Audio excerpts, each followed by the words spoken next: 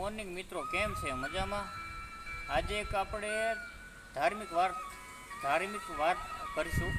એક વાર્તા મેં જે પોતે લખી છે 2 દિવસ પહેલાં, એ તમારી બધા આગળ શેર કરવા માગું છું, રજૂઆત કરવા માગું છું. આ વાર્તા મેં ક્યાંય સાંભળી નથી, કોઈ પુસ્તકમાં પણ જોઈ નથી. તમે જોઈ હોય તો લાસ્ટમાં વાર્તા પૂરી થાય ત્યારે મને કોમેન્ટમાં જરાક કહેજો કે ભાઈ આ વાર્તા મેં આ જગ્યાએ સાંભળી અને આ પુસ્તકનું નામ છે. મેં સાંભળી નથી, મેં ખુદ લખી છે. એક સંત ધારે તો શું કરી શકે, એક સંત કેવા હોય અને સંત ધારે તો કેટલું પરિવર્તન લાવી શકે, એના ઉપર આપણે આજે એક ચર્ચા વાર્તા કહીશું. એક નાનકડું ગામ હોય છે અને ઓછી વસ્તીવાળું નાનું તો ગામ હોય છે, વસ્તી બહુ ઓછી હોય છે. અને આ ગામ શહેરથી 15-20 કિલોમીટરના અંતરે દૂર હોય છે. હવે આ ગામમાં મેન કામ ખેતી કરવી અને રાત્રિના ટાઈમે દારૂ પીવો અને માંસ મટન ખાવું, પાર્ટી કરવી. બસ આ ગામ લોકોનું ડેઈલીનું કામ, દૈનિક વર્ક. એક દિવસ સાંજનો ટાઈમ હોય છે. એક સંત ગામમાંથી પસાર થતા હોય છે અને સાંજ પડી જતાં સંત વિચારે છે કે ભાઈ આજની રાત અહીંયા જ રોકાઈ જાઓ, રાત્રિનો ટાઈમ થઈ ગયો છે, હવે ક્યાં જાય છે અંધારામાં. આવું વિચાર કરી અને સંત ત્યાં રોકાઈ જાય છે, એ ગામમાં રોકાઈ જાય છે. ગામ લોકો ભેગા મળી અને સંતનું સ્વાગત કરે છે. સંતનું સ્વાગત કર્યા પછી એક ભાઈ એ સંતને પોતાના ઘરે રોકાવા માટે લઈ જાય છે. એક બાજુ ગામવાળા વિચાર કરે છે કે હજુ ઘણા વર્ષો પછી આપણા ગામમાં પહેલી વાર કોઈ સંત આવ્યા છે, તો આજનો દિવસ આપણે દારૂ બારૂ પીવો ના જોઈએ અથવા તો માંસ મટન ખાવું ના જોઈએ. આવું વિચાર કરી અને ગામવાળા બંધ રાખે છે એ દિવસે પ્રોગ્રામ. સંત પેલા ભાઈના ઘરે જાય છે, વાળું પૂજા પાઠ કરે છે, દીવાબત્તી કરે અને વાળું તૈયાર થાય, વાળું કરે સંત અને પેલો ભાઈ. પછી બંને ચર્ચા કરે છે. પેલો સાધુ પેલા ભાઈને વાત કરે છે કે ભાઈ તમારા પરિવારમાં કોણ છે, કેટલા જણા છો, શું કામ કરો છો, આવી બધી વાતચીત થાય છે, બરોબર. અને પછી મોડા ઊંધી વાત કરી અને બંને સૂઈ જાય છે. સવાર પડી, સંત જાગ્યા, પેલો ભાઈ જાગ્યો. સંત નાહ્યા ધોયા, પૂજાપાઠ કર્યા, દીવાબત્તી કર્યા અને સંતને જમાડે છે પેલો ભાઈ. અને પછી એ લોકો વાડી તરફ જતા હોય છે, નીકળી જાય છે વાડીએ જવા માટે. તો પેલો ભાઈ સંત કહે છે કે ભાઈ, અને પેલો ભાઈ સંતને કહે છે કે અમે લોકો વાડીએ જઈએ છીએ, તમારે રોકાવું હોય તો અહીંયા આરામ કરજો આપણા ઘરે. ત્યારે સંત એને કહે છે કે ભાઈ તમે બધા લોકો વાડીએ જાય છો? તો કે હા. તો આ બાળકો? તો કે બાળકો પણ. તો આને નિશાળે જવાનું, આવો કોઈ નિશાળે નહીં જતા? ત્યારે પેલો ભાઈ કહે છે અરે બાપુ, અમારી 3 પેઢીમાં કોઈ ગયું નથી નિશાળે. ત્યારે પેલો ભાઈ હસીને કહે છે અરે બાપુ, અમારી 3 પેઢીમાં કોઈ નિશાળ જોઈ નથી, હવે નિશાળે કોણ જાય? બાપુને નવાઈ લાગી કે આરું આવું. બાપુ કે ભલે તમે લોકો જાઓ, હું મારી રીતના જતો રહીશ. પછી બાપુ ગામમાં લટાર મારવા માટે નીકળી ગયા. જોયું તો ગામમાં કોઈ યંગ માણસો દેખાતા નથી, નાના બાળકો દેખાતા નથી, ખાલી મોટી ઉંમરના વૃદ્ધા ગરડા બુઢા હોય છે. બાપુ એક માણસને મળ્યા અને પૂછ્યું કે ભાઈ તમારા ગામમાં કેમ કોઈ માણસ દેખાતો અને નિશાળ નથી તમારા ગામમાં? ત્યારે ઓલા પેલા ભાઈએ કીધું અરે બાપુ, અમે અમારી 3 પેઢીથી કોઈ નિશાળે ગયું જ નથી, અમે શહેરથી બહુ દૂર રહીએ છીએ, અમારા ગામમાં આવી નિશાળની સુવિધા છે નહીં અને શિક્ષણનું પ્રમાણ બહુ ઓછું છે. બાપુને નવાઈ લાગી, બાપુ બધું સમજી ગયા. બાપુ કે કંઈક કરવું જોઈશે આના માટે. બાપુ ત્યાંથી આવતા રહ્યા, આખું ગામ ફર્યા. બાપુ સાંજે પાછા આવતા રહ્યા ઘરે. પછી બાપુએ રાહ જોવા મળ્યા કે ભાઈ હવે આ ગામના માણસો ક્યારે ઘરેથી વાડીએથી પાછા આવે ને ક્યારે બધાને વાત કરું. બાપુ 5 વાગ્યાનો ટાઈમ હતો. બાપુ તો તૈયારીમાં હતા કે ભાઈ ગામવાળા આવે અને આપણે એને બધાને સમજાવવા છે, એકવાર ભેગા કરવા છે. 5:30-6નો ટાઈમ થયો. બાપુ ગામના પાદરે જતા રહ્યા. જેવા લોકો વાડીએથી આવતા હતા, એક માણસને મળતા ગયા અને વાત કરતા ગયા કે ભાઈ આજે આપણે ગામના મંદિરે એક સત્સંગનું આયોજન રાખેલું છે, તો તમારે બધાને આવવાનું છે. શક્ય હોય તો આખો પરિવાર આવજો, બાકી પરિવારમાંથી એક સભ્યને જરૂરી કમ્પલસરી આવવાનું છે. ગામ લોકોને બધાને વાત કરી. બાપુ પેલા ભાઈના ઘરે ગયા, જમી કરવીને બાપુ મંદિરે ગયા. હવે જે 9 વાગ્યા જો 9 વાગ્યાનો ટાઈમ થયો, માણસો ગામમાંથી ધીરે ધીરે આવવા માંડ્યા. બધા માણસો આવ્યા પછી બાપુએ વાત કરી કે ભાઈ તમારા ગામમાં મેં 2 દિવસ રહ્યો, મેં જોયું કે તમારા ગામમાં શિક્ષણનું પ્રમાણ બહુ ઓછું છે અને નાના બાળકોને તમે ખેતરમાં મજૂરી કરાવો છો. તમારા ગામમાં શાળાની સુવિધા નથી. તો તમારા બાળકોને તમે ભણાવવા માગતા હોય, શિક્ષણ આપવા માગતા હોય તો હું તમારા બાળકોને શિક્ષણ આપીશ. થોડા દિવસ માટે તમારા ગામમાં રોકાઈ જાઓ. જે લોકોના બાળકોને શિક્ષણની જરૂર છે, જે બાળકોને શિક્ષણ તમે આપવા માગતા હોય, દિવસમાં તમે ગમે ત્યારે 1 કલાક 2 કલાક આપણા ગામના મંદિરે તમે મોકલી શકો છો.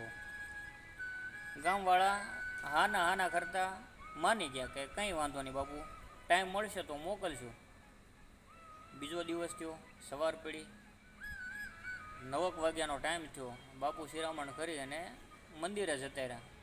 આજે બાપુ આમ થોડા વહેલા જ મંદિરે ગયા હતા અને વિચારમાં પડી ગયા કે બાળકો આવશે નહીં આવે, કેમનું થશે. હવે આવો વિચાર કરતાં કરતાં બાપુ મંદિરે ગયા. થોડી વાર થઈ, જોયું તો દૂરથી 10 બાળકો આવતા દેખાય છે. બાપુ થોડા ખુશ થયા. હા, મારી વાત કોઈકને તો ગળે ઉતરી. થોડી વાર થઈ જાય, 15 બાળકો બીજા આવતા જોવા મળ્યા. આમ કરતાં કરતાં થોડી વાર, અડધી કલાકના ટાઈમમાં ગામના મોસ્ટ ઓફ છોકરા આવી ગયા હતા. પછી બાપુએ બધાને બેહાડ્યા અને વાત કરી કે ભાઈ શિક્ષણ જીવનમાં કેટલું જરૂરી છે. તમે શિક્ષિત હોવ તો શું કરી શકો, શિક્ષણથી ભલભલાને તમે હંફાવી શકો. હવે શિક્ષણની વાત કરીએ, મહાભારતના, રામાયણના થોડાક પ્રસંગો કીધા. 1 2 કલાકનું પ્રવચન આપ્યા પછી બાળકોને કીધું કે તમે તમારા ઘરે જઈ શકો છો. 1 દિવસ થયો, બીજો દિવસ થયો. ત્રીજા દિવસે બાપુએ કીધું કે પછી ત્રીજા દિવસે બાપુએ વ્યસન વિશે વાત કરી કે ભાઈ વ્યસન કરતા માણસોના પરિવારની હાલત કેવી હોય, વ્યસન કરવાથી શું થાય, વ્યસન ના કરવું જોઈએ. આ વ્યસનની વાત કરતા હતા ને ત્યાં એક બાળક ઊભું થઈને બાળક કીધું બાપુ મારે એક સવાલ છે. બાપુ કે બોલ ને ભાઈ, શું સવાલ છે? કે બાપુ અમારા ગામમાં તો આખું ગામ વ્યસની છે. હે કે ના હોય? હા બાપુ, મારા ઘરમાં મારા પપ્પા, મારા કાકા, મારા મોટા પપ્પા બધા લોકો કે વ્યસન કરે છે. સાંજના ટાઈમે દારૂ પીવે અને માંસ મટન ખાય છે. બાપુ કે કાંઈ વાંધો નહીં, હવે તમારે એક કામ કરવાનું છે. બાળકો કે શું કરવાનું છે બાપુ? કાલે સવારે કે તમે જ્યારે તમે ઘરે જાઓ ત્યારે તમારા પપ્પાને વાત કરવાની છે કે ભાઈ બાપુએ તમને સાંજના ટાઈમે એક નાના અમથા સત્સંગનું આયોજન છે અને બધા પેરેન્ટ્સને મંદિરે બોલાવ્યા છે. બાળકો ઘરે જઈને બાળકોએ પોતપોતાના મમ્મી પપ્પાને વાત કરી કે ભાઈ આજે સાંજના ટાઈમે બાપુ એક નાના અમથા સત્સંગનું આયોજન રાખેલું છે અને તમારે બધાને આવવાનું છે. સાંજનો સમય થયો, બાપુ વાળું પાણી કરી અને રૂટીન ટાઈમે મંદિરે જતા રહ્યા. બાપુ વાટ જોઈને બેઠા કે માણસો આવશે કે નહીં આવે, શું થશે. ધીમે ધીમે ગામ ભેગું થવા માંડ્યું. બાપુએ પોતાની વાત રજૂ કરી કે ભાઈ પહેલાં તો મહાભારતનો પ્રસંગ કીધો કે ભાઈ જુગાર રમવાથી શું થાય, દ્રૌપદીને જુગારમાં હારી ગયા પછી પાંડવોની કઈ હાલત થઈ હતી. આવા બધા 1 2 પ્રસંગ કીધા. મહાભારતની વાત કરી. પછી એણે રામાયણની વાત કરી કે ભાઈ સીતાજીનો વનવાસ કઈ રીતના થયો અને આ બધી નાની મોટી વાતો કરી. પછી એ દિવસે એક કલાક અડધો કલાક જેવો વાત કરી અને બાપુએ સત્સંગ પૂરો કર્યો. કીધું ભાઈ કાલે તમે પાછા આવજો, કાલે કંઈક નવી વાત કરીશું. એવું 1 2 દિવસ હકાર્યું. ત્રીજા દિવસે બાપુએ વાત કરી કે ભાઈ તમે વિચાર કરો તમારા નાના ત્રીજા દિવસે બાપુએ વ્યસન વિશે વાત કરી. વ્યસન કેટલું ખરાબ છે, વ્યસનથી શું નુકસાન થાય, આ માંસ મટન મદિરા પીવાથી, નશો કરવાથી શું થાય, એના વિશે બાપુએ ઘણી બધી વાત કરી. ઘણા બધા ઉદાહરણ આપ્યા અને એણે કીધું કે તમે વિચાર કરો, તમારા નાના બાળકો તમારું જોઈને શું શીખશે તમારી આગળથી. વ્યસન તમે કરો છો, તમારા બાળકો તમને જોઈને આ જ કરવાના છે. આવી વાત કરી, વાત પૂરી કરી, પ્રસંગ પૂરો થયો. દિવસ બપોરે કીધું તમે બધા જઈ શકો. ગામવાળા વિચારમાં પડ્યા હવે કે આ ભાવો જાતો નથી યારો, અને દારૂ બારૂ પીવાનો કાંઈ મેળ આવતો નથી, નથી માંસ મટન ખવાતું. આજે 10 દિવસ જેવું થઈ ગયું બાપુ જવાનું નામ લેતા ને ત્યારે કરવું શું.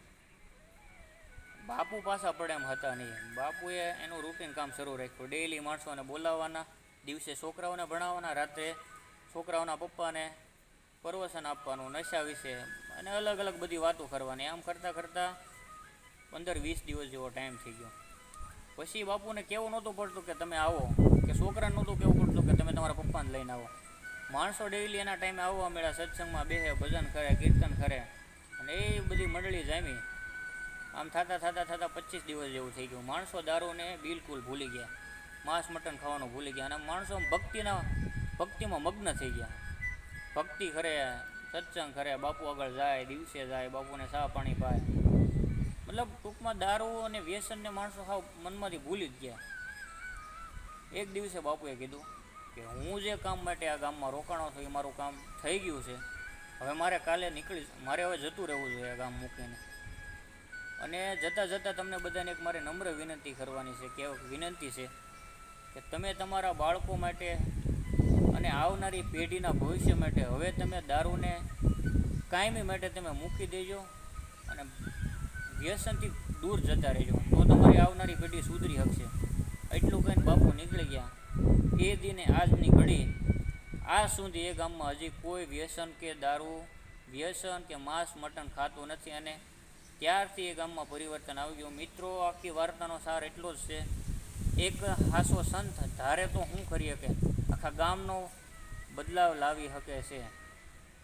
વધારે કાંઈ કહેવાનું નથી. વાર્તા ગમી હોય તો લાઇક, શેર અને સબસ્ક્રાઈબ કરવાનું ભૂલતા નહીં, અને તમારા મિત્રોને શેર કરી દેજો. મળીએ કંઈક નવી વાત અને નવા વિચારો સાથે.